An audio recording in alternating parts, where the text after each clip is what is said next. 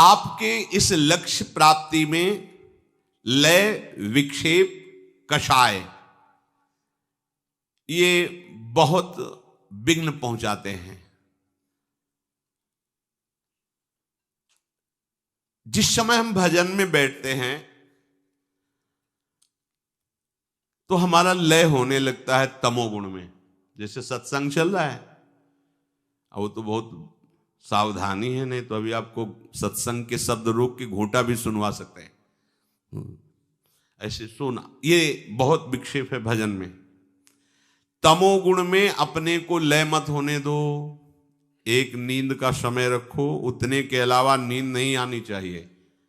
आप कह दो हम जान नहीं पाते, सो जाते हैं, ये उपासक ऐसे नहीं, ये तो विषयी पुरुषों का लक्षण है। हमने निश्चय किया, नहीं सुना, फिर नींद कैसे आ सकती है? हमारी स्वीकृति के बिना नींद आ जाएगी, हमारी स्वीकृति के बिना काम आ जाएगा, हमारी स्वीकृति के बिना क्रोध आ जाएगा। क्या समझा है आपने अपने को? क्या समझा है? यही तो दुर्दशा का कारण हो चुका है, जो आप इतने अधीन होते चले जा रहे हैं, इतने हे भाव को चले। आपकी स्वीकृति के बिना कुछ हो सकता है? कुछ नहीं हो सकता है। आप स्वीकृति न दें कि ये गलत है तो क्रोध ही नहीं आएगा। आप स्वीकृति न दें कि ये मेरा है तो ममता ही नहीं होगी। आप स्वीकृति न दें कि मैं पुरुष हूं तो भोग ही नहीं होगा। स्वीकृति आपकी स्वीकृति ही है। तो अति भोजन, ये खट्टी डकारें नहीं आनी चाहिए उपासक को। अरे कितना पाओगे? मलाई तो बनेगा, चर्बी बढ़ेगी, कितना पाओगे? पूरा जीवन होता गया पाते पाते, और रोज नए नए, फिर नया चाव, नई भूख, नई स्वाद दृष्टि। ये देखो सावधानी का है। अति भोजन विषयी पुरुष का लक्षण। शरीर पोषण के लिए अन्न डालना है। हाँ, किसी किसी की खुराक भी होती है, उसको अति भोजन में नहीं कह सकते। अब जैसे वजन ही है 30-35 किलो उसका, तो 1-2 रोटी खाएगा। अब 100 किलो वजन का शरीर है तो 10 रोटी तो भाई, अब उसको कह दो कि 1 रोटी तो नहीं चलेगा, उसको कह दो 10 रोटी तो भी नहीं चलेगा। शरीर की तो उस सबका तारतम्य नहीं मिलाना है। तो बहुत हल्का शरीर है, बहुत ऐसे, अब वो अगर 10 पाता है तो बहुत अति भोजन होता है। लेकिन शरीर के अनुसार है। जितने में आपको पाने के बाद यदि 1 घंटा बैठना पड़े तुरंत, तो आपको ये ना लगे कि आपका पेट भरा है। ऐसा उपासक को भोजन करना चाहिए। इससे आप लय से बच जाएंगे, जो हमें भजन में बाधा पहुंचाता है। ये लय, पहला तो अति भोजन, पकवान अति पा लेने पर फिर पाचन तंत्र पर प्रभाव पड़ता है, वो भजन नहीं होने देगा। और दूसरा है व्यर्थ चिंतन, ये लय के अंतर्गत ही आता है।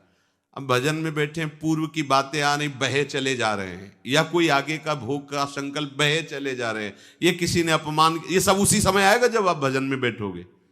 आप जब भजन में बैठोगे, भगवत चिंतन, ये उसी समय सब आएंगे, पूरा प्रपंच आएगा। पूर्व में किसी ने कोई कड़वी बात कह दी, अचानक जांचो उसने ऐसा कहा, फिर आपको ये लय सहना पड़ेगा।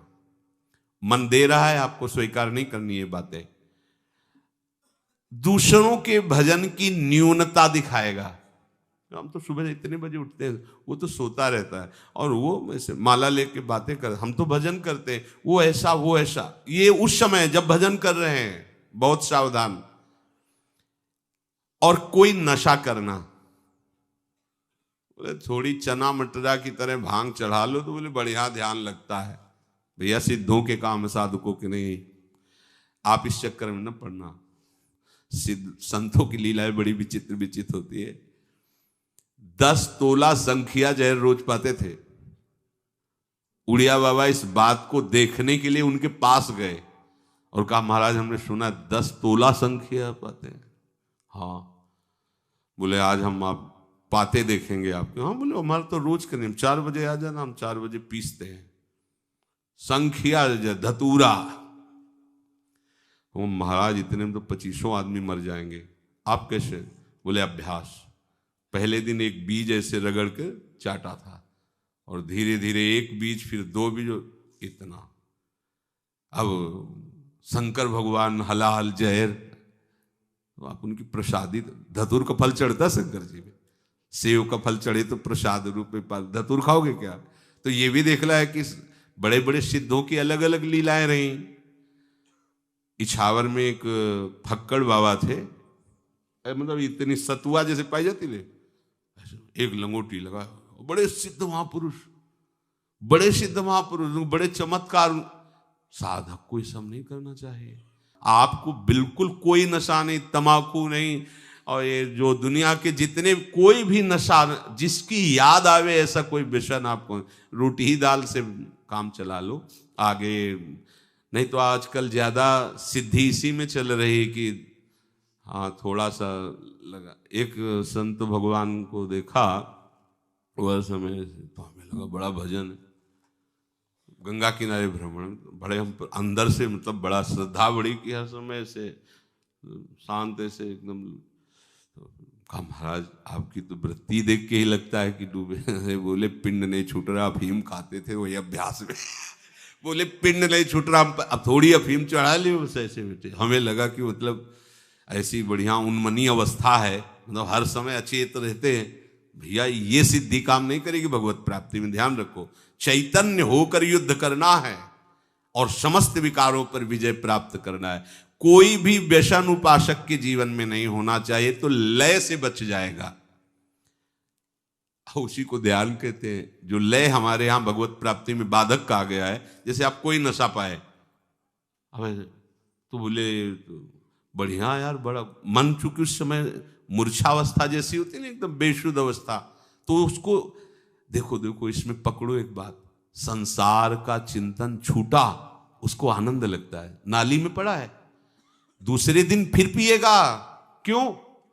क्योंकि वो ऐसे संसार का चिंतन छोड़ नहीं पाता। जहां वो पिया तो मूर्छा सी अंदर से आई, वो संसार का चिंतन उसको विश्राम सा मिलता है। शयन में, नींद में जो आपको विश्राम मिलता है ना, संसार का चिंतन छूटने का। खास बात समझो, ये संसार का चिंतन छोड़ने पर ऐसा लगता है। कोई भी नशा जितना संसार का चिंतन छुड़ाता है उतना प्रिय लगने लगता है। ये इसीलिए कहा गया सबसे बड़ा नशा नाम है।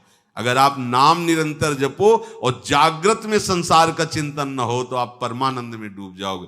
तभी तो जिसको चस्का लग गया ना इस नशे का, नाम का, नहीं जो अभी एक परिवार आया था हमें परिचय, हर समय नाम, हर समय पूरा हम बार बार उनका स्मरण करके अंदर भाव कि धन्य है ऐसे गृहस्थ, हर समय वो नाम, पूरा परिवार लगकर। ये देखो, ये है जीवन, ये जीवन है। हम पूरे के पूरे समय हमें भगवान ने दिया है भजन के लिए, पूरा का पूरा जीवन दिया है, हम लोग प्रमाद करते हैं। देखो गृहस्थ है और नाम निरंतर, धन्य है वो गृहस्थ, धन्य है वो भूमि, धन्य है जहाँ ऐसे जन रहते हैं जिनकी जिह्वा से हर समय ना उनको भगवान की विशेष कृपा प्राप्त है। और विशेष कृपा प्राप्त करने के लिए ये जरूरी है, जरूरी निरंतर विक्षेप। ये जो बार बार विषयों का चिंतन होता है, चिंतन के अनुसार क्रियाएं हो जाती हैं, भगवत प्राप्ति में बहुत बड़ा विक्षेप है। विषय चिंतन, विषय क्रिया, और इस विक्षेप को आप विक्षेप मानते ही नहीं है। नहीं तो आप क्यों करते हैं? माना स्फुरना हो सकती, पर आपसे क्रिया कैसे होती है? और जब क्रिया हो रही है तो आप साधक नहीं तो साधु समाज में फिर रहने लायक नहीं हो, बैठने लायक नहीं हो, संभाषण लायक नहीं हो। ये व्यवहार का मार्ग थोड़ी है, ये व्यवहार का मार्ग नहीं है, ये परमार्थ है। अगर आप प्रियालाल के प्रति समर्पित नहीं हो, आपके आचरण पवित्र नहीं है, आप आचरण पवित्र नहीं करना चाहते हो, आप चिदानंद तत्व में स्थित नहीं रहना चाहते हो, तो जिसने अपने सगे संबंधियों का त्याग कर दिया वो तुम्हारा कैसे साथ स्वीकार कर सकता है?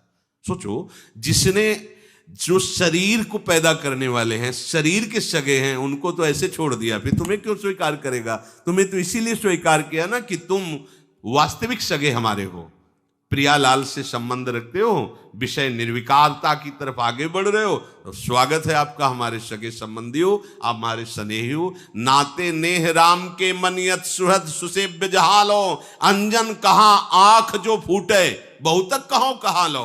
वो अंजन किस काम का जो आंख फोड़ दे, वो मित्र किस काम का, वो शिष्य किस काम का, वो संग किस काम का, जिसके चिंतन में हमें प्रियालाल ना दिखाई दे, जिसके आचरण में प्रियालाल के प्रति समर्पण न दिखाई दे, किस बात का मित्र? बहुत सावधान। विक्षेप से मुक्त होने के लिए अनात्म पदार्थों का चिंतन, उनके भोग की वृत्ति, उनमें सत्यत्व बुद्धि, सुख बुद्धि, इसका त्याग करना होता है। कषाय, मन के भोगों के चिंतन में लगने पर जब हम उसको हटाते हैं तो वो हमें क्लेश देता है। जो इस क्लेश को ना सह करके मन के अनुसार चल देता है उसे कषाय कहते हैं।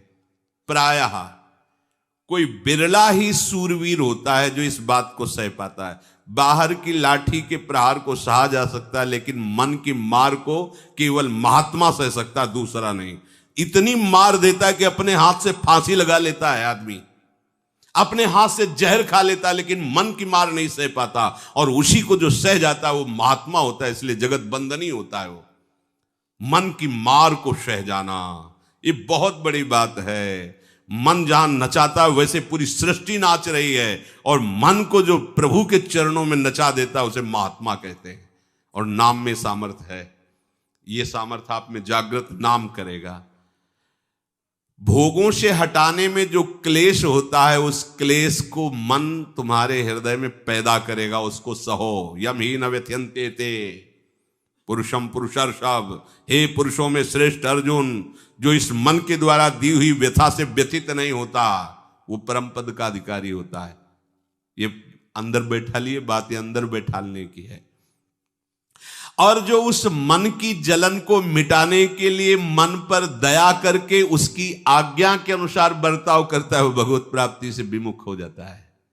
ये मन बहुत थोड़ी देर तो यार मनोरंजन चाहिए ना, हाँ यही तो चाह रहा है वो। थोड़ी देर दो, पूरी सामग्री 24 घंटे के लिए जमा कर लेगा। मन को अगर आपने थोड़ी देर के लिए भी उसको छूट दे दी तो इतना वो चतुर खिलाड़ी है कि 24 घंटे तुमसे युद्ध करने के लिए वो सामग्री तैयार कर लेगा। हर समय उस पर नजर रखनी, सोते जागते उठते बैठते देखना, इंद्रियों के न घोड़े भगे, रात दिन इनमें संयम के कोड़े लगे, तभी उसको इनाम मिलता है इस बात का। क्या? अखिल लोक चूड़ामणि प्रभु स्वयं उसे गले लगाते हैं।